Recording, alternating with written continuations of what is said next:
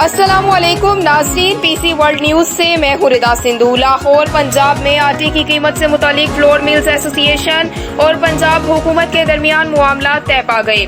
हमारे bureau chief Shabir Sindhu की report के मुताबिक फ्लोर मिल्स एसोसिएशन और पंजाब हुकूमत के दरमियान मुआमला तय पाने के बाद सूबे में 20 किलो आटे का थैला 860 रुपए में ही मिलेगा और इसकी कीमत में इजाफा नहीं होगा।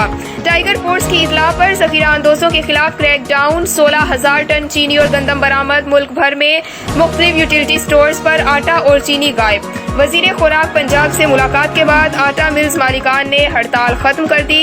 Chairman flour mills association Asim Raza के मुताबिक आटा महंगा होने पर रोटी महंगी हुई है, लेकिन हुकूमत ने गंदम इजरा पॉलिसी में गलती ठीक करने का फैसला कर लिया है।